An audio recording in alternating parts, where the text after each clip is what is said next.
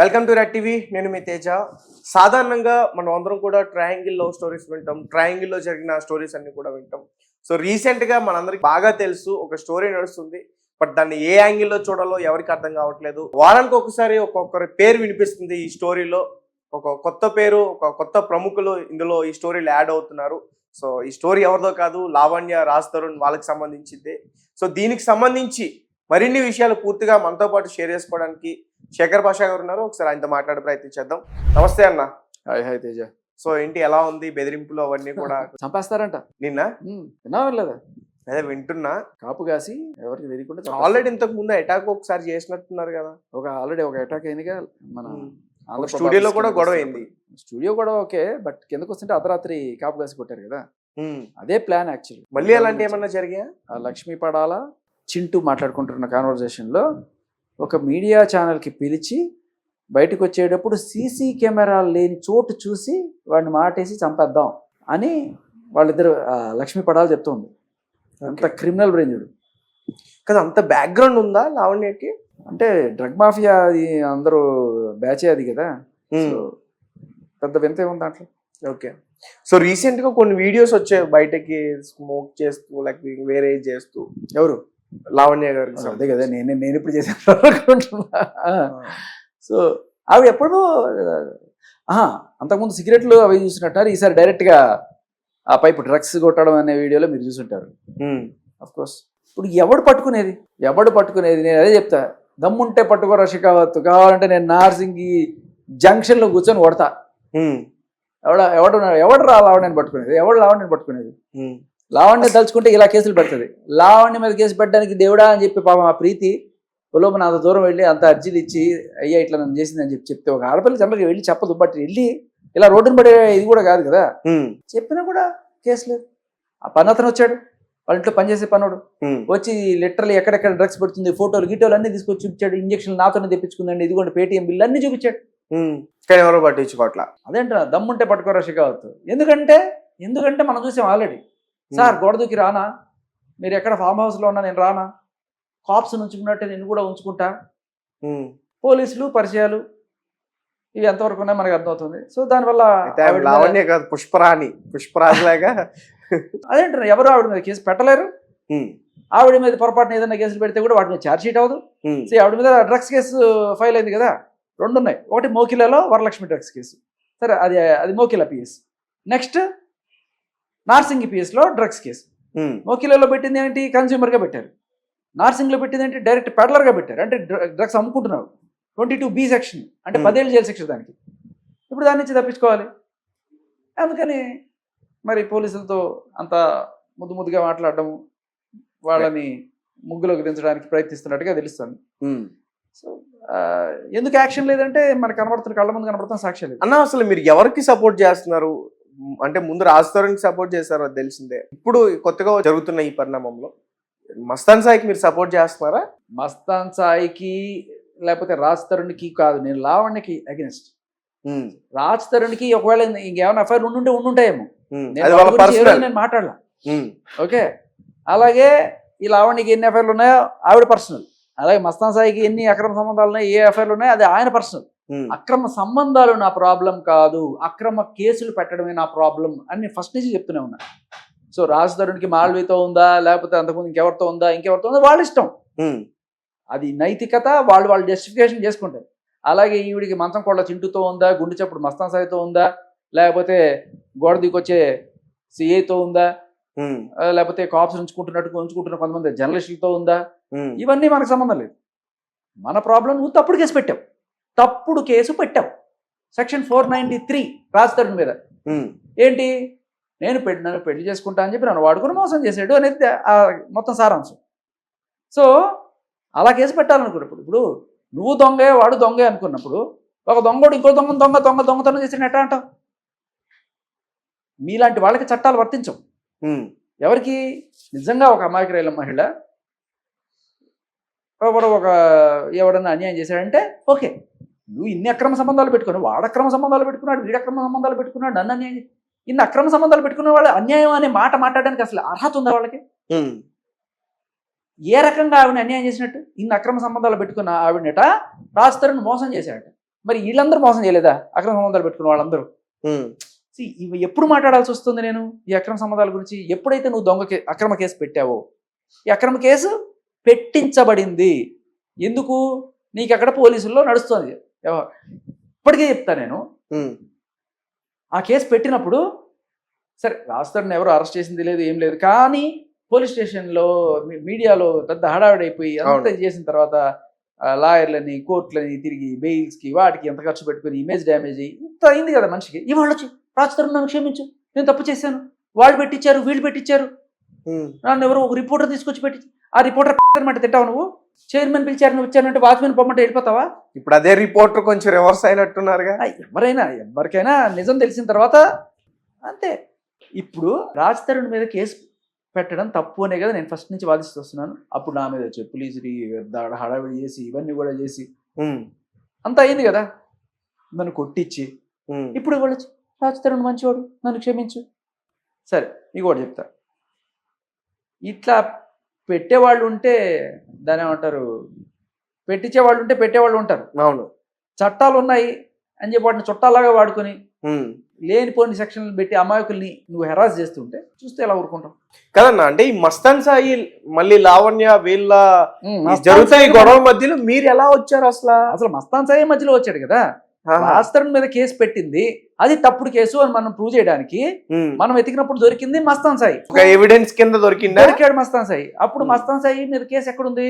ఎక్కడో గుంటూరు మీద Pattapuram police station లో 2023 ఏప్రిల్లో పెట్టింది అమ్మాయి కేసు. రాజ్ తరుణ్ మీద ఎప్పుడు పెట్టింది? 2024 జూలైలో పెట్టింది. అంటే ఆల్మోస్ట్ ఒక సంవత్సరం గ్యాప్ ఉంది. ఈ సంవత్సరం గ్యాప్ అంటే అక్కడ పట్టాపురంలో పెట్టినప్పుడు దాని మీద ఏం పెట్టింది? నేను మస్తాన్ సాయి ప్రేమించుకున్నాము, పెళ్లి చేసుకుందాం అనుకున్నాము, 10 రోజులు ఒకటే లాడ్జీలో ఉన్నారు గుంటూరులో, 9 రోజులు కాపురం చేశారంట, 10 రోజులు చేశాడంట. ఓకే, బట్ బేసికల్లీ జరిగింది ఏంటంటే పీకుడు పీకాడు మస్తాన్ సాయి. అది నిజం. ఎందుకు అంటే ఈ అమ్మాయి నోటి దూలం వినే ఉంటారు, తల్లిని ఇంట్లో వాళ్ళని ఇష్టం వచ్చినట్టు మాట్లాడుతూ ఉంటది. నా గుర్తుందా లేకపోతే గుర్చేయమంటావా? ఒకసారి గుర్తు చేయండి, ఏమైనా తప్పే ఉంది. పాపం సీజన్ 2 వచ్చేటప్పటికి సీజన్ 1 హైలైట్ జనాలు మర్చిపోయి ఉంటారు. అంటే రోజుకో కొత్త కొత్త ట్విస్ట్లన్నీ కూడా బయటకు వస్తున్నాయి కదన్నా. అదే అందుకని మనం ఆకాశం తాకే ఏ మేడకైనా ఆధారం లేదా ఈ నేలలోనా అని మనం రూట్స్ ఎప్పుడు మర్చిపోకూడదు. మన వెబ్ సిరీస్ ఎంత ముందుకు పోయినా కూడా దాని స్టార్టింగ్ స్టేజ్ మర్చిపోకూడదు. అవును, ఈ స్టార్టింగ్ స్టేజ్ ఏంటి? రాజ్ తరుణ్ మీద పెట్టింది. ఫస్ట్ మనందరికీ షాక్, రాజ్ తరుణ్ మీద కేసారు. 2వ రోజు కట్ చేస్తే ఒక ఆడియో లీక్ వచ్చింది. దాంట్లో ఏంటి? రాజ్ తరుణ్ని బచ్చి బూతులు తిడుతూ కొడుతూ, రాజ్ తరుణ్తో పాటు వాళ్ళ అమ్మని తిడుతూ, నాగార్జున గారిని కూడా తిడుతూ, బిగ్ బాస్ ని కూడా తిడుతూ. కాకపోతే మనకి అదేంటంటే బీప్ ప్లేస్ వచ్చిన ఆడియో, బీపుల్ లేకుండా దీని వెనకాల ఏముంది అని నేను జస్ట్ కొంచెం ఉత్సుకతతోటి స్టార్ట్ చేశాను. ఎతికినప్పుడు నాకు ఈ టెలిగ్రామ్ ఛానల్స్ లో వాటిలో ఇట్లా ఎక్కడో దొరికింది, నాకు గుర్తులేదు ఎక్కడ దొరికిందో బీ ప్లస్ ఆడియో.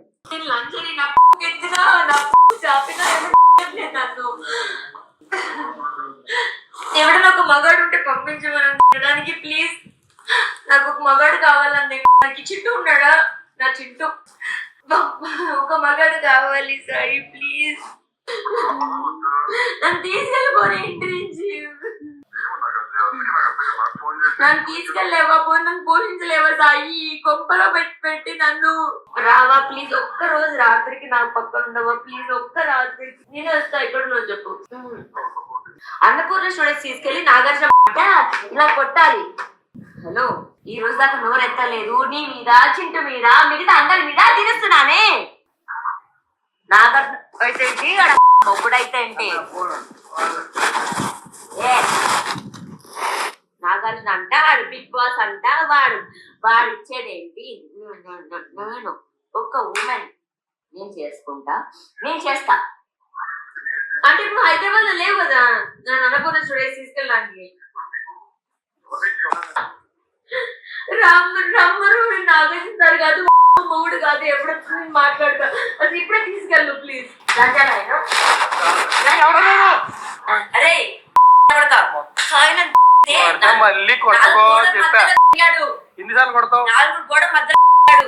నలుగురు మగాళ్ళు ఎవడి కావాలి? వీడిల్లు, వీడి సినిమా,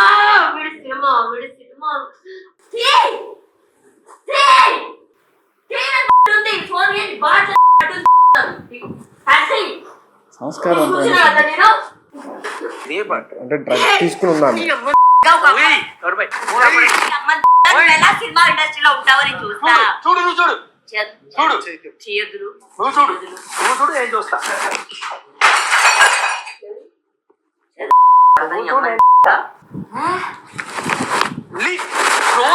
అప్పుడు అలవాటు అయిపోయింది నీకు. కొట్టు దాని నుంచి కొట్టు.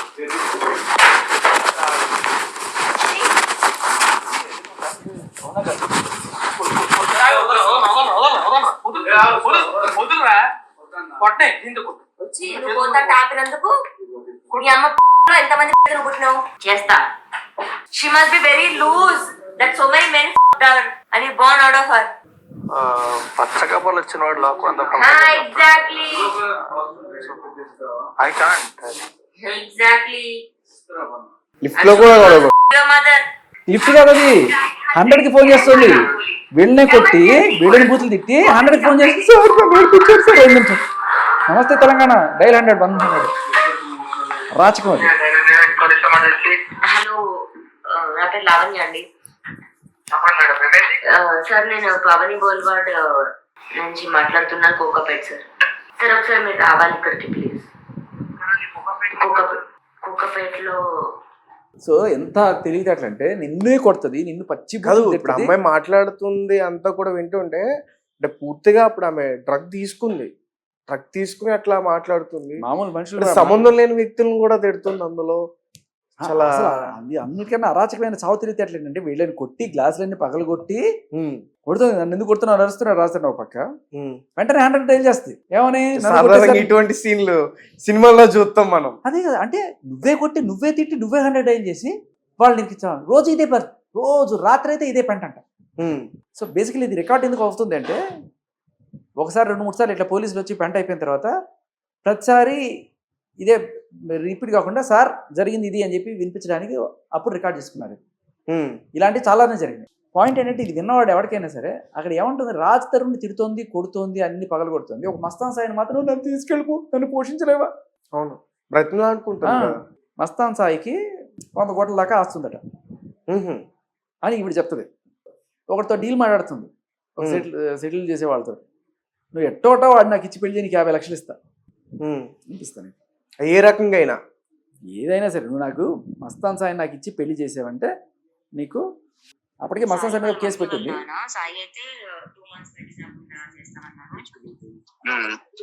నాన్ బెయిలబుల్ 2-3 సెక్షన్స్ పడుతున్నాయి. అటెంప్ట్ టు మర్డర్ అని చెప్పారు. వీళ్ళ మీద బానే మంది ఉన్నారు, అంటే వాళ్ళు చాలా పలుకుబడిన వాళ్ళే అంట, డబ్బులు ఉన్నాయంట బాగా. మీ పేరెంట్స్ అందరు కలిసి చేశారు. వాళ్ళకంట 100 కోట్లు ఎంత ఆస్తుందంట. ఎవరు చెప్పారు అనుకుంటున్నారు ఇక్కడ అందరూ. అందుకే నన్ను ట్రాప్ చేసింది. మరి ఏమనుకున్నావు నువ్వు? ఇప్పుడు సాయితో నువ్వు ఉండాలనుకుంటున్నావా వద్దనుకుంటున్నావా? ఇష్టపడ్డాను మనసులో అయితే, నాకు ఇష్టం ఉంది. ఇంకా అది ఓపెన్ గా చెప్తున్నాను నేను. అది అతనికి తెలుసు, నా చుట్టుపక్కల వాళ్ళందరికీ తెలుసు. పోయేదాకా నేను ఏం చేయాలి? రాజునైతే నువ్వు లవ్ చేయలేదు? లేదు, నాకు ఇప్పుడు సాయిను చూస్తే ఫస్ట్ నన్ను కొడతాను, అంత గలీజ్ ఉంటాడు, అంటే నాకు బాగుంటాడు, మీద నీ కళ్ళు సాగి సాగి పొగ మంచులు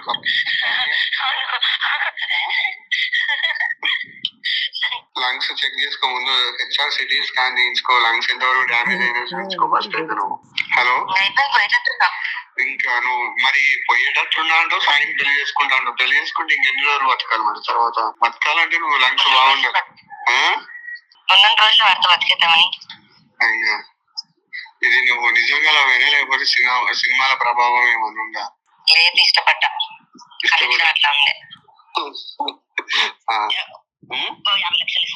నిజంగా ఇస్తావా? కట్టేసి పెళ్లి చేస్తా అనితా నేనైతే చెప్తాను.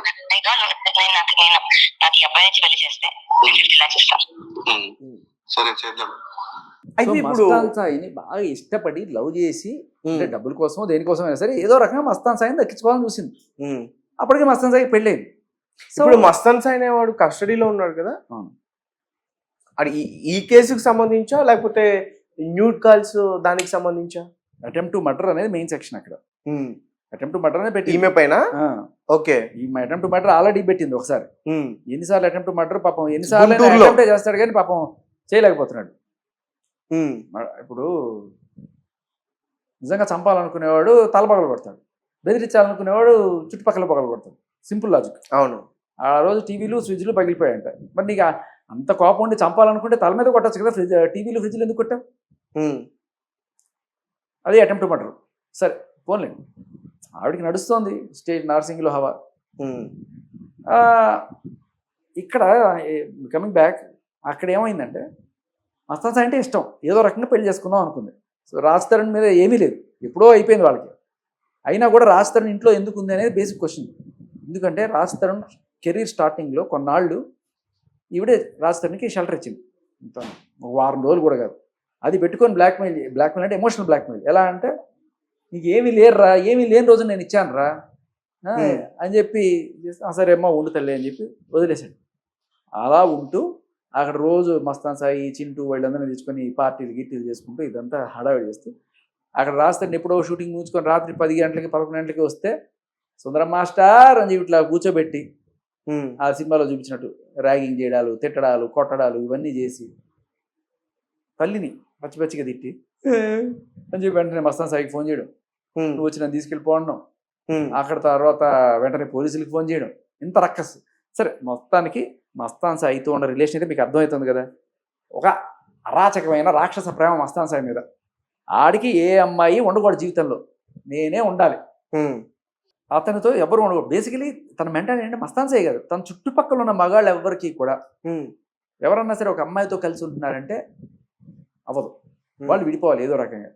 ఉదయ్ ప్రీతి ఉన్నారనుకోండి, వాళ్ళిద్దరికి మధ్య గొడవలు పెడుతుంది, వాళ్ళు విడిపోవాలి. చింటూ ఉన్నాడు అనుకోండి, చింటూ పెళ్ళడానికి గొడవ పెడుతుంది. ఎవరైనా సరే సైకాలజీ ఏంటంటే ఎవరన్నా ఆడ మగ కలిసి సరదాగా ఉంటున్నారు, వాళ్ళు సుఖంగా ఉంటున్నారంటే ఓర్చుకోలేదు. సో ఇంకా మిగతా వాళ్ళ సంగతి ఎలా అంటే తన సంగతికి వస్తే మస్తాన్ సాయిని ఇష్టపడింది కాబట్టి మస్తాన్ సాయి వేరే అమ్మాయితో ఉంటే ఉంచుకోలేదు. సో పెళ్ళంతో గొడవలు పెట్టి పెళ్ళాన్ని విడదీసేట్టు చేసింది. Point number 1. అంటే ఇప్పుడు మస్తాన్ సాయి వాళ్ళ తన పెళ్లి చేసుకున్న వాళ్ళిద్దరు కూడా విడివిడిగా ఉంటున్నారు, ఈవిడ పుణ్యమా అని. అయిపోయిన తర్వాత సరే I love you must love మీ అని పీకితే సరే ఏదో కొన్నాళ్ళు అలా మొహమాటానికి ఎట్లా కొన్నాళ్ళు ఉంటే ఫైనల్గా ఆ రోజు వాళ్ళ అమ్మని తిట్టి వాడు అమ్మాయిని కొట్టి తర్వాత కేసు అయిన తర్వాత కొన్నాళ్ళు కేసు అయిన తర్వాత గ్యాప్ వచ్చింది. ఆ గ్యాప్లో మస్తాన్ సాయి వేరే అమ్మాయితో మూవ్ ఆన్ అయ్యాడు, స్వాతి అనే అమ్మాయితో మూవ్ అయ్యాడు. అయిన తర్వాత ఆ విషయం తెలుసుకుంది. మస్తాన్ సాయి దగ్గరికి వెళ్ళి అని చెప్పి మంచిగా మాట్లాడుతూ నీ కేసు తీసేస్తాను ఇది అని చెప్పేసి ఫోన్ గుంజుకొని, ఇది ఒక అలవాటు. ఎంతమంది ఫోన్లు ఇప్పటిదాకా ఆవిడ దగ్గర ఉన్నాయో తెలియదు. ఉదయ్ ఈ ప్రీతి ఫోన్ ఉంది, రాజ్ తరుణ్ ఫోన్లు ఉంటాయి, ఇంకా ఎవరు పడితే వాళ్ళ ఫోన్లన్నీ గుంజుకుంటారు అనమాట. గుంజుకొని వాళ్ళ పర్సనల్ డేటా అంతా తీసుకొని బ్లాక్మెయిల్. సో అలా ఈ అబ్బాయి ఆ అమ్మాయి కలిసి ఉన్న క్లోజ్ ఫొటోస్ తీసుకొని వాళ్ళ నాన్నకి పెట్టడం, వాళ్ళ రిలేటివ్స్కి పెట్టడం, ఫ్రెండ్స్కి పెట్టడం, అందరికి పెట్టి అమ్మాయిని లిటరల్లీ బద్నాం చేస్తుంది. సో ఆ అమ్మాయిని ఎట్టా అయినా వదిలించారు. ఇంకా ఆ అమ్మాయి తట్టుకోలేక ఏకంగా వెళ్ళి పోలీస్ స్టేషన్లో నార్సింగ్ ప్లేస్లో కేసు పెట్టింది. అదైపోతే సరే ఆ అమ్మాయి తర్వాత ఈ పెంట అంతా మనకు వద్దని చెప్పి పెళ్లి చేసుకొని ఎక్కడికో వేరే దేశానికి వెళ్ళిపోయి సెటిల్ అయిపోయింది. అలా ఇంకో అమ్మాయి ఆ అమ్మాయి వెళ్ళిపోయిన తర్వాత అలా సరే ఎవరో ఇంకొక ఎవరో ఆ మస్తాన్ సాయి ఫ్రెండ్స్ వాళ్ళకి వీడియో కూడా తెచ్చుకొని వాళ్ళని బ్లాక్మెయిల్ చేసి వాళ్ళని బెదిరించి ఇచ్చేయడం. ఇవాటికి కూడా అమ్మాయి చేసేది అదే, మస్తాన్ సాయికి వేరే గర్ల్ ఫ్రెండ్ అనేది ఉండొద్దు, నేనే ఉండాలి. బయటికి చెప్పేది నేను రాజ్ తరుణ్ గర్ల్ ఫ్రెండ్, ఇదే రాజ్ తరుణ్ గర్ల్ ఫ్రెండ్ అంటే క్లియర్ కట్గా మస్తాన్ సాయి కావాలి. మరి ఆయన డబ్బులు 100 కోట్లు 50 లక్షలు ఇచ్చినా సరే ఆయనతో పెళ్లి చేయిస్తా అని చెప్పి ఎవరితో సెటిల్మెంట్ మాట్లాడుతుంది. ఇది ఇలా ఉంటే ఇప్పుడు మస్తాన్ సాయి ఏం చేసినా పెళ్లి చేసుకోవట్లేదు. ఎవరు చేసుకుంటారు ఇట్లాంటి వాళ్ళు? సరే మొత్తానికి ఏమైంది, ఇంకా మస్తాన్ సాయిని ఏదైనా సరే చాలా రోజులు బ్లాక్మెయిల్ చేసి డబ్బులు. ఇప్పుడు రాజ్ తరుణ్ లేడు, ఇప్పుడు రాజ్ తరుణ్ కూడా పెళ్లి చేసుకునే ఉద్దేశం కాదు. ఈ రాజ్ తరుణ్ ఎప్పుడో బ్రేకప్ అయిపోయింది. అదే మొన్న గొడవ పెట్టింది కూడా పెళ్లి చేసుకోవడానికి దానికి కాదు, ఏదో రకంగా అంతే కొన్ని డబ్బులు గుంజాలే ఎట్లయినా సరే. అంతే ఇప్పుడు మస్తాన్ సాయి దగ్గర కూడా ఇదే అంతే. ఇప్పుడు శేఖర్ పాషా మరి శేఖర్ పాషా మీద కూడా కేసు పెట్టింది, మరి శేఖర్ పాషాని అడగట్లేదా? అదే నన్నే కొట్టించిన నా మీద కేసు, అదే చెప్తున్నా కదా. వాళ్ళనే కొట్టి అమ్మాయి మెంటాలిటీ గమనించండి, వాళ్ళనే తిడుతుంది, వాళ్ళనే కొడుతుంది, ఇంకో పక్క 100కి వీడియో ఫోన్ చేస్తుంది సేఫ్ సైడ్. సో నన్ను కొట్టించి వెంటనే వెళ్ళిపోయింది పోలీస్ స్టేషన్కి. సార్ నన్ను కొట్టేశారు, చంపేశారని. నేనేమో హాస్పిటల్, ఇప్పుడు దెబ్బ తగిలిన వాడు హాస్పిటల్కి పోతాడా పోలీస్ స్టేషన్కి పోతాడా? ఈవిడ దెబ్బ తగిలితే పోలీస్ స్టేషన్కి వెళ్తుంది, నేను దెబ్బ తగిలి హాస్పిటల్కి పోయాను. సో అదే లాజిక్. చంపాలనుకున్న వాడు టీవీ పగలు కొడతాడా, తల పగలు కొడతాడా? కదా మధ్యలో పేరు నిఖిల్, హీరో నిఖిల్ గారి పేరు వచ్చింది. అవన్నీ మనం రాసుకోవడానికి మనకు వస్తాయి తప్ప ఏ పార్టీకి వచ్చినప్పుడు అది తీసుకున్న ఫోటోలు. అవును, ఆయన కూడా దానిపైన స్పందించారు. పార్టీకి వచ్చి పార్టీలు ఉంటుంటాయి జనరల్ గా, పార్టీలు ఉన్నప్పుడు ఏవో బూజ్ పార్టీలు ఏవో ఉంటాయి. అయితే వీడికి చాలా మంది ప్రముఖులతో పరిచయాలు అయితే ఉన్నాయి ఉన్నాయి ఇండస్ట్రీలో. అంటే రాజ్ తరుణ్తో ఉంటూ ఆయన ఫోన్లు గుంజుకుంటారు, నేను రాజ్ తరుణ్ మిసెస్ అని చెప్పి పెడతా ఉంటుంది అందరికి. ఏమి ఎవరికి? బయట వాళ్ళకి. లోపల జరిగేది మస్తాన్ సాయి తోటి. ఓకే, ఇప్పుడు ఆమెకు సంబంధించి కొన్ని వీడియోలు వచ్చినా లేకపోతే చాలా ఆడియోలు వచ్చినా ఆమెను ఎందుకు ఏం చేయలేకపోతున్నారు అనుకోవచ్చు. ఇప్పుడు మస్తాన్ సాయి గురించి మాట్లాడుకుంటే దానికి సంబంధించిన కొన్ని వీడియోలు బయటపడ్డాయి. సో ఆ రకంగా అతను అరెస్ట్ చేశారు అనుకోవచ్చు, లేకపోతే ఏదైతే అనుకోవచ్చు. వీడియోలు బయటపడితే ఎవరు అరెస్ట్ చేస్తారు? వీడియోలకి అరెస్ట్కి సంబంధం ఏంటి? ఇప్పుడు నువ్వు ఒక అమ్మాయిని బెదిరించి వీడియో తీసుకున్నావు అనుకుందాం, ఆ అమ్మాయి వచ్చి కంప్లైంట్ పెట్టాలి. అవును, ఆ అమ్మాయిని బెదిరించావని చెప్పి వేరే వాడు కంప్లైంట్ పెడితే అట్లా కుదురుతుంది. ఇవన్నీ అసలు ఈమె ఎట్లా సేకరించింది, ఎలా సేకరించి? వాళ్ళ ఇంటికి వెళ్ళి దొంగతనం చేసుకోవచ్చు హార్డ్ డిస్క్. ఈవిడిదే ఫోన్లు దొంగతనాలు చేయడాలు, హార్డ్ డిస్క్లు దొంగతనాలు చేయడాలు. బేసికల్లీ డబ్బులు దొంగతనం చేసామనుకో, మహా అయితే పర్సులు నీకు 500 1000 రూపాయలు దొరుకుతాయి, మహా అయితే ఒక 5000 దొరుకుతాయేమో. కానీ హార్డ్ డిస్క్లు ఇలాంటి దొంగతనం చేస్తే పర్సనల్ డేటా కదా, దానికోసం లక్షల కోట్లు కూడా డిమాండ్ చేయొచ్చు. సో అదే డిమాండ్ ఇప్పుడు మస్తాన్ సాయి 12 కోట్ల నుంచి బేరాన్ని మొదలయ్యి 8 కోట్లు 2 కోట్లు 50 లక్షలు ఇప్పుడు ఎంతో కొంత పొందాలి అని చెప్పి ఫైనల్లీ ట్రై చేస్తుంటే ఇంకా మస్తాన్ సాయి ఏదో రకంగా హార్డ్ డిస్క్ గుంజుకుపోదామని చెప్పి ఇంటికి వచ్చి హార్డ్ డిస్క్ తీసుకుపోతుంటే జరిగిన రచ్చలో వీళ్ళు అమ్మాయి వెంటనే పోలీస్ స్టేషన్కి ఫోన్ చేసి ఏదో నన్ను కొట్టేసాడు చంపేశాడు అని చెప్పి కేసు పెట్టేసి. సరే, కొత్తగా వచ్చే మరిన్ని ఈ స్టోరీలోనే కొన్ని బ్రేకింగ్ విషయాలు బయటపడబోతున్నాయని చెప్తున్నారు. ఏంటి? మస్తాన్ సాయిని ఈవిడి అదే నన్ను మస్తాన్ సాయి డ్రగ్స్లో ఇరికించడానికి ట్రై చేశాడు అని చెప్పి బయట కన్నీళ్ళు గడుస్తూ మస్తాన్ సాయినే యాక్చువల్ లోపలికి పంపించారు. ఈవిడ ఇరుక్కుంది ఆయన కదా, కానీ మస్తాన్ సాయిని ఇరికించడానికి ఈవిడ చాలా రోజుల నుంచి కుట్ర పంపుతుంది. సో మీరు రీసెంట్గా ఇంతకన్నా ముందు మస్తాన్ సాయి ఒక దీంట్లో అరెస్ట్ అయ్యాడు, గుర్తుందా మీకు? డ్రగ్స్కి సంబంధించి. మస్తాన్ సాయి దగ్గర నుంచి ఎలా అయినా డబ్బులు తీసుకోవాలి. ఎంత దిగజారిపోయి అడుగుతారంటే ఒకసారి ఇది విన్నారా లేదు?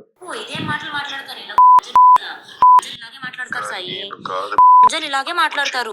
ఎన్నిసార్లు నాతో ₹1 ఇవ్వకుండా డబ్బులు ఇచ్చి మాట్లాడు పడుకు దాంతో డబ్బులు ఇవ్వకుండా ఏమవుతున్నావు? డబ్బులు ఇచ్చి మాట్లాడు. సిఎస్ఆర్ కి మొత్తం పంపిస్తున్నా డే 1 నుంచి నీ విల్లా హౌస్ అగ్రిమెంట్ తో సహా ఎంపికతో.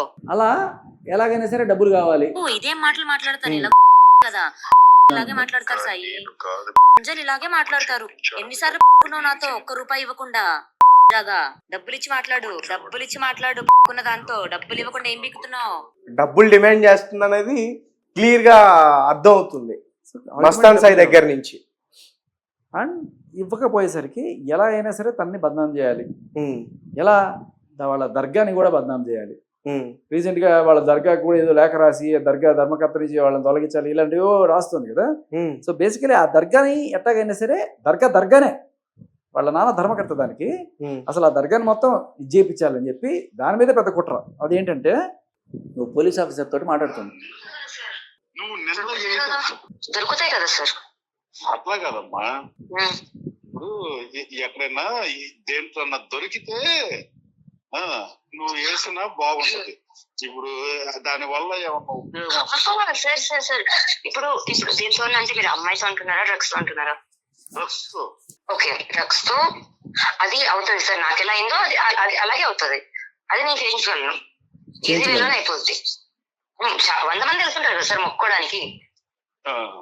అప్పుడు వాళ్ళ దగ్గర దొరికింది అంటే అది 100% స్కెచ్ చేసినట్టే ఉంటది. అది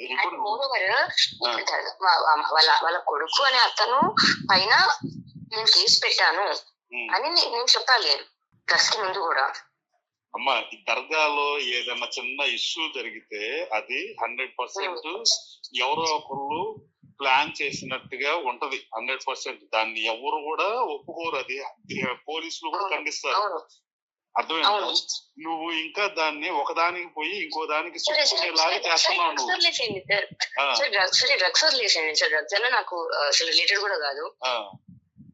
నువ్వు ఇంకో దాంట్లో చుట్టుకుంటున్నావు, నువ్వే చుట్టుకుంటావు. నీ గొడవ గురించి మాట్లాడు. విజయవాడ పిఎస్ నీ గొడవ గురించి మాట్లాడు. అతన్ని ఎట్లా ఇరికించాలనేదే చూస్తున్నావు తప్ప నీకు అదే ఫస్ట్ నుంచి నేను చెప్తున్నాను. ఇప్పుడు అర్థమవుతుందా ఎవరిని ఇరికించాలని చూస్తున్నారు? నువ్వు తెగొద్దావు ఏదైనా ఉంటే మాట్లాడమ్మా నాతో. ఏదైనా ఉంటే వాళ్ళ నాన్నతో కానీ ఈ విధంగా తెగొట్టడానికి సార్, ఆ? ఈ విధంగా తెగొట్టడానికి. సో బేసికలీ ఎవరిని ఇరికిస్తున్నారు ఇక్కడ? చాలా క్లియర్ కట్ గా మస్తాన్ సాయి మీద ఎప్పటి నుంచో స్కెచ్లు వేస్తుంది. అసలు అలాగే మస్తాన్ సాయి ఇరుక్కొని ఈ ఆడియో ఎప్పుడు బయటకు వచ్చిందన్న? మొన్న రీసెంట్ గా మస్తాన్ సాయి హార్డ్ డిస్క్ నుంచి బయటపడ్డాయి. మస్తాన్ సాయి హార్డ్ డిస్క్ నుంచి బయటపడ్డాయి. అంటే బేసిక్ గా ఆ హార్డ్ డిస్క్ పోలీసులు స్వాధీనం చేసుకున్నారు కాబట్టి అట్లా కొంచెం బయటపడ్డాయి. లేకుంటే ఏమో మనకు తెలియదు. మస్తాన్ సాయి హార్డ్ డిస్క్ లో బయటపడ్డాయని చెప్పి రకరకాలుగా ఇస్తున్నారు కదా. ఆ అమ్మాయి వీడియోస్ బయటపడ్డాయి, ఈ అమ్మాయి వీడియోస్ బయటపడ్డాయని చెప్పి వాళ్ళ జీవితాలు బజార్ పెట్టడం తప్ప చేసి తెలియదు. పనికొచ్చే ఏమైనా ఉన్నాయంటే అవి ఇవి.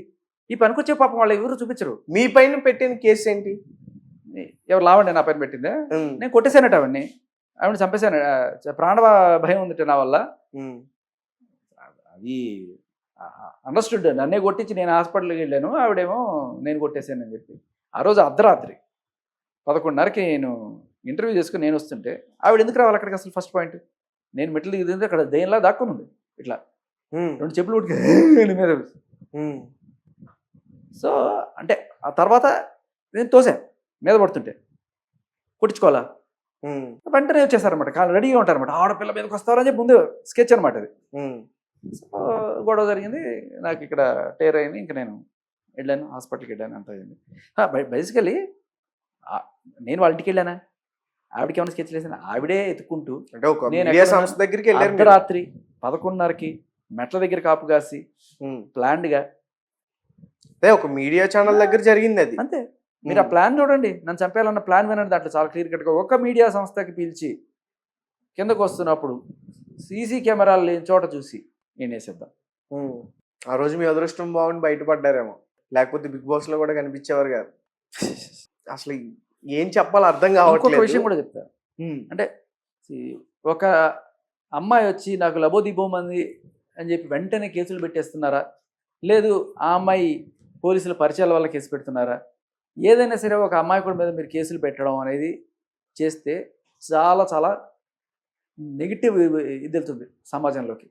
కళ్ళ ముందు కనబడుతుంది కదా. ఇవాళ వచ్చి క్షమాపణ చెప్తుంది, ఆ అమ్మాయి అప్పుడు వచ్చి పెడితే తీసుకుని ఎంత రక్కస్ చేశారండి. గత 3-4 నెలల నుంచి రాజ్ తరుణ్ రోడ్డు మీదకి ఇచ్చి అతన్ని జీవితం అంతా నాశనం చేశారు కదా.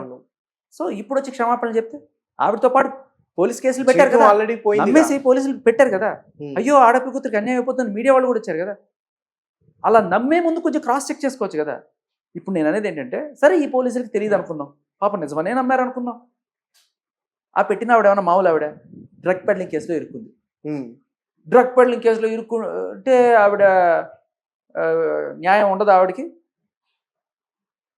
కదా, అందుకని పెట్టామని ఉండొచ్చు. సరే ఆవిడ పెట్టింది నిజమైన ఉండాలి కదా. కనీసం రాజ్ తరుణ్ నాకు మొగుడు లేకపోతే నన్ను వదిలేసాడు ఇలాంటివన్నీ పెట్టినప్పుడు ఎక్కడో గుంటూరు పట్టాపురంలో ఎతికి మనం తీసుకొచ్చి చూపిస్తే తప్ప తెలియలేదు వాళ్ళకి. సరే పోనీ అది ఆంధ్ర, ఇది తెలంగాణ అనుకుందాం. పోనీ తెలంగాణలో వేరే కేసు ఉంటే, ఇదే అమ్మాయి వేరే వాడు నా మొగుడు అని చెప్పి కేసు పెట్టుంటే, సరే తెలంగాణలో నార్సింగ్ పిఎస్ వేరు, వేరే పిఎస్ వేరు, అది కూడా కాదనుకుందాం. అదే నార్సింగ్ పిఎస్లో ఉంటే, నార్సింగ్ పిఎస్లో 2023 సెప్టెంబర్న మస్తాన్ సాయి మీద వీడికి పెట్టిన కేసు ఇవాళ కాదు, 2023లో. రాజ్ తరుణ్ మీద పెట్టిందేమో 2024 జూలై, అంటే కరెక్ట్గా సంవత్సరం కూడా కాల. రాజ్ తరుణ్ మీద పెట్టిన కేసులో ఏమంటే 12 ఏళ్ల నుంచి మేము రిలేషన్లో ఉన్నాం, ఎప్పుడో పెళ్లి చేసేసుకున్నాం మేము అని చెప్పి పెట్టింది. ఈ కేసు వాళ్ళకి తెలీదా? వాళ్ళ 2023లో మస్తాన్ సాయి గురించి మస్తాన్ సాయి నేను ప్రేమించుకున్నాం, పెళ్లి చేసుకుందాం అనుకున్నాం, ఇప్పుడు నేను విడిపోయాను, మస్తాన్ సాయి నన్ను వేధిస్తున్నాడు అని చెప్పి ఆవిడ స్వహస్తాలతో రాసిచ్చిన కంప్లైంట్. ఇది కనపడదా మనకి? ఒక అమ్మాయి కూడా మీద ఎలా అంటే వచ్చి అలా అమ్మాయి వచ్చిందంటే కేసు పెట్టేస్తారా ముందు వెనక చూసుకోకుండా? మన్నేపల్లియా?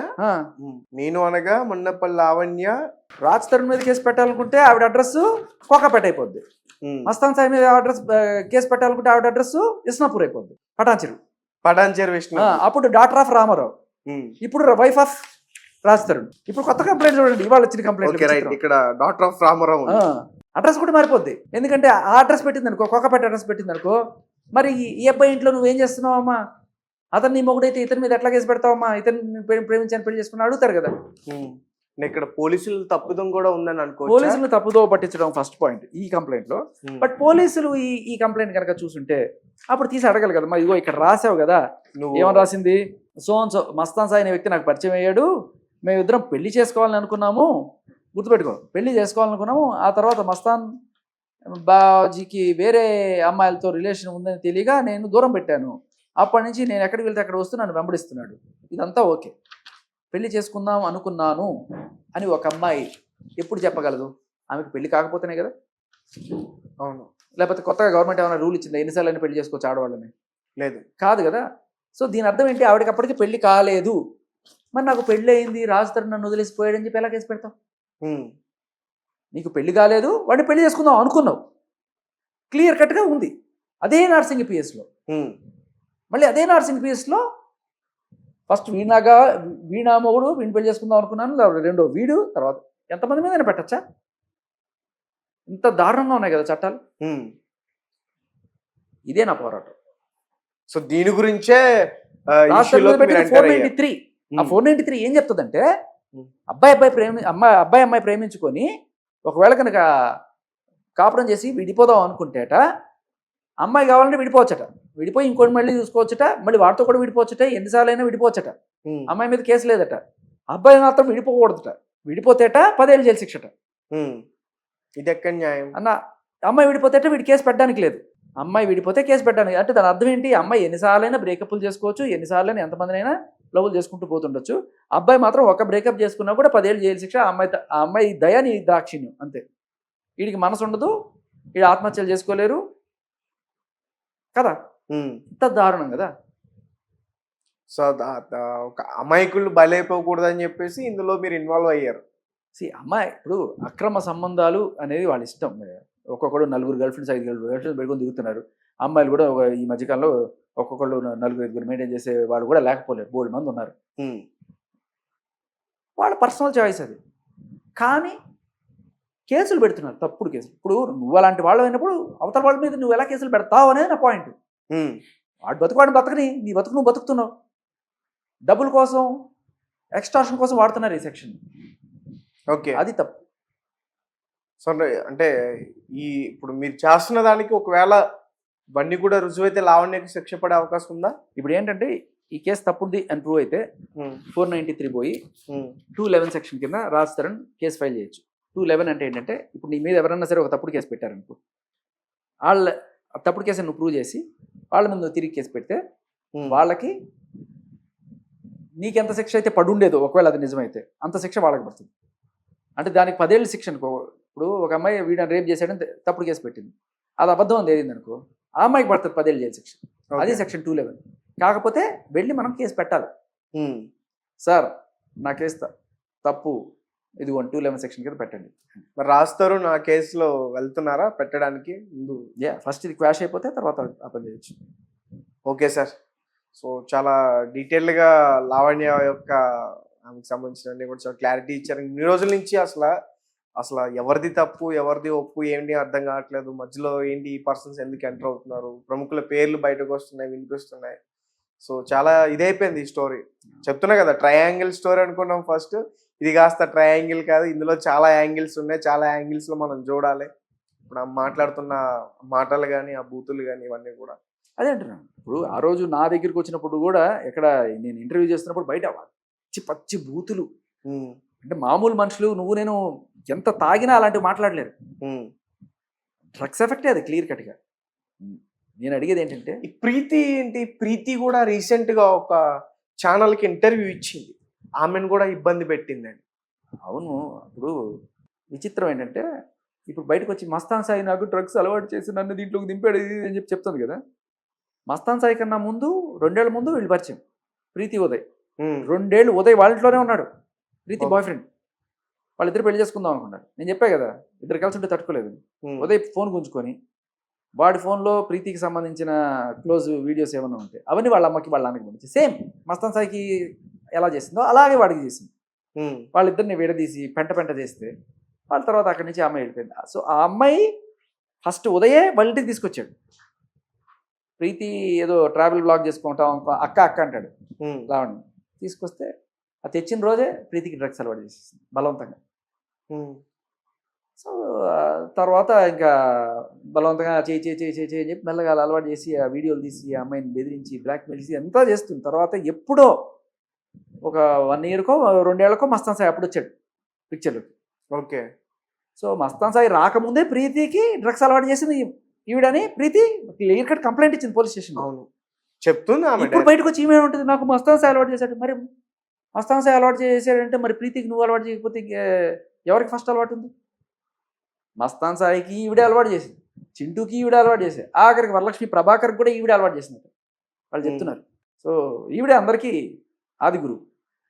బట్ తప్పించుకోవడానికి రకరకాలుగా ఏంటంటే నన్ను కొట్టేసి నేనే కొట్టేసానని కేసు పెట్టి మల్లన్న కేసు రాజ్ తరుణ్ని కొట్టేసి మల్లన్న మూవీలో సీన్ గుర్తొస్తుంది అన్న. రాజ్ తరుణ్ని తిట్టేసి కొట్టేసి రాజ్ తరుణ్ 100కి డైల్ చేయడం. మీకు అర్థమవుతుంది మోడస్ ఆఫ్ ఆపరేండి చాలా క్లియర్ కట్గా. మస్తాన్ సాయికి ఆవిడే డ్రగ్స్ అలవాటు చేసి మస్తాన్ సాయి నాకు డ్రగ్స్ అలవాటు చేసేయడని చెప్పడం. ఈ వీడియోస్ ఇవన్నీ కూడాను అమ్మాయిలు అన్నీ హార్డ్ డిస్క్లు ఫోన్లు గుంజుకొని వీళ్ళ దగ్గర నుంచి అవన్నీ కూడా డార్క్ వెబ్లో అప్లోడ్ చేసి వాళ్ళ నాన్నలకి వీళ్ళ నాన్నలకి అందరికీ ఊళ్ళో అందరికీ పంపించి వాళ్ళని బ్లాక్మెయిల్ చేసి మస్తాన్ సాయి బ్లాక్మెయిల్ చేశాడని చెప్పడం. సో బేసికల్ మోడస్ ఆఫ్ ఆపరేండి చేసేది ఈవిడ, నిందలేసేది అవతల వాళ్ళ మీద. అమ్మాయి కదా అవును పాపం అమ్మాయి చేసి ఉండదని చెప్పి ఒక సాఫ్ట్ కార్నర్లో ఎవరైతే నమ్ముతారో ఆడు మటాష్. రైట్. ఒక పూర్తి క్లారిటీ అయితే వచ్చింది. చాలా మంది కూడా మనం ఇప్పుడు మాట్లాడుకున్నది ఫ్యూచర్ లో ఖచ్చితంగా ఉపయోగపడుతుంది. సో అమ్మాయి దగ్గర ఎంత జాగ్రత్తగా కాదు ఈ మోడస్ ఆఫ్ ఆపరెండిస్ లో అసలు అరాచకం ఫైనల్ ఇదైతే వినాల్సిందే. అద్భుతం. డ్రగ్స్ తెచ్చుకుంటుందంటే ఇవి పోయి ఎక్కడో పటాన్ చెరువు అటాన్ చోటుకి ఎక్కడికి పోయి అక్కడి నుంచి కన్సైన్మెంట్ ఏమైనా వస్తే తెచ్చుకుంటుందంట. ఆల్రెడీ 2 డ్రగ్స్ కేసులు ఉన్నాయి కదా ఇవి మీద. 45 days చెంచలగూడ జైల్లో ఉంది. అప్పటి నుంచి రెడ్ హ్యాండెడ్ దొరికిపోయింది పోలీస్ దగ్గర. అయితే ఇలా వెళ్ళి అంటే మళ్ళీ ఇంకోసారి ఇరుక్కోకుండా ప్లాన్ ఏంటంటే వెళ్లే ముందే నార్కోటిక్స్ డిపార్ట్మెంట్కి ఒక మెయిల్ పెడుతుందట. ఇలా పలానా చోట ఈ డ్రగ్స్ ఇది జరుగుతుంది, ఎవడో డ్రగ్స్ పెడ్లర్ ఎవడో డ్రగ్స్ అమ్ముతున్నట్టు తెలుస్తుంది, నేను వాడిని పట్టించాలనుకుంటున్నాను, మీరు నాకు హెల్ప్ చేస్తే నేను వెళ్ళి ఇచ్చేస్తాను, నేను అక్కడికి వెళ్ళి మీకు ఇన్ఫార్మ్ చేస్తాను, మీరు రెడీగా ఉండండి అని చెప్తుందట. వెళ్ళి డ్రగ్స్ తెచ్చేసుకుంటుంది శుభ్రంగా. ఒకవేళ కనుక వాడిని ఎత్తుక్కుంటే ఎవడన్నా వచ్చినా అంటే పెడ్లర్ని కూడా ట్రాక్ చేస్తుంటారు కదా, లేకపోతే ఎవరన్నా సరే ఈవెంట్ని పట్టిద్దామని అనుకున్నా కూడా ఒకవేళ పట్టుకోగానే చూడండి సార్ నేను పట్టిద్దామని వచ్చాను సార్, కావాలంటే చెక్ చేయండి, మీ మెయిల్ నేను పంపించాను, తప్పించుకోవడానికి. తిరిపోలా ప్లాన్. ఒకవేళ రాకపోతే అవి తీసుకుని వచ్చేస్తాం. రారు జనరల్గా 90% టైమ్స్ రారు. ఒకవేళ వచ్చినా కూడా ఆవిడ కరెక్ట్ లొకేషన్ పెడతా పెట్టదు కదా, టైం కూడా కరెక్ట్ పెట్టదు, లొకేషన్ కూడా కరెక్ట్ పెట్టదు, కొంచెం అటు ఇటుగా ఎలా బయటపడింది. కాల్ రికార్డ్ కూడా ఉంది, కాకపోతే ఇన్ఫార్మర్ రికార్డ్స్ మనం బయట పెట్టద్దని పెట్టట్లా అంతే. ఓకే. సో అంత క్రూయల్ క్రిమినల్ మెంటాలిటీ ఇప్పుడు అర్థమైంది కదా. ఈవిడే చేస్తుంది, ఈవిడే కంప్లైంట్ ఇస్తుంది, ఒకవేళ వస్తే తప్పించుకోవడానికి ఇది ఉపయోగపడుతుంది. ఓకే.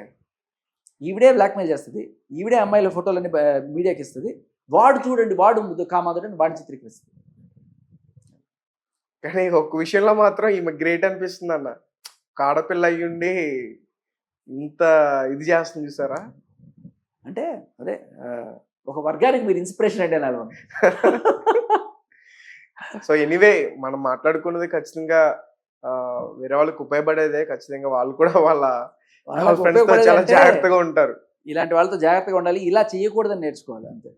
ఇలా ఉంటే ఇప్పుడు బేసికలీ ఎవరికి ఫ్రెండ్స్ ఆవిడకి ఫ్రెండ్స్ అనే వాళ్ళు ఎవరు ఉండరు. ప్రీతి లేదు, ఉదయ్ లేదు, ఎవడు ఉంటాడు? ఆ చింటూ అనేవాడు లేడు, మస్తాన్ అనేవాడు, ఎవ్వడు ఉండడు. మనిషి అనేవాడు అందరూ దీన్ని ఇలా వదిలించుకొని పారిపోదాం అనుకునేవాళ్లే తప్ప మీకు లైఫ్ లో ఒక కంపెనీ అనేవాళ్ళు ఎవరు ఉండరు. మధ్యకాలంలో మళ్ళీ ఫోన్స్ వచ్చాయా, మీకు కాల్స్ వచ్చాయా లావణ్య దగ్గర నుంచి? కాంప్రమైజ్ అయిపోండి అని అట్లా బ్లాక్ లో ఉంటుంది. మీరు బ్లాక్ చేశారా? డే 1 ఎప్పుడైతే ఫస్ట్ టైం ఆవిడ నాకు ఫోన్ చేసిందో అప్పుడే లెఫ్ట్ అండ్ రైట్ ఇచ్చేసి లుచ్చా పనులు చేసి పనికి మాలిన పనులు చేసావు నువ్వు, ఒక తల్లిని తిడతావు నువ్వు ఆడదానని అని చెప్పి ఆ మాటలకి మీరు విన్న ఫస్ట్ మాటలు దానికి లెఫ్ట్ అండ్ రైట్ ఇచ్చాను. ఆ రోజే ఆడదానమైనా నువ్వు వేరే వేరే నెంబర్ల నుంచి కూడా చేస్తారు కదా. బ్లాక్ చేసేసిన తర్వాత. Okay right. Thank you so much అన్న.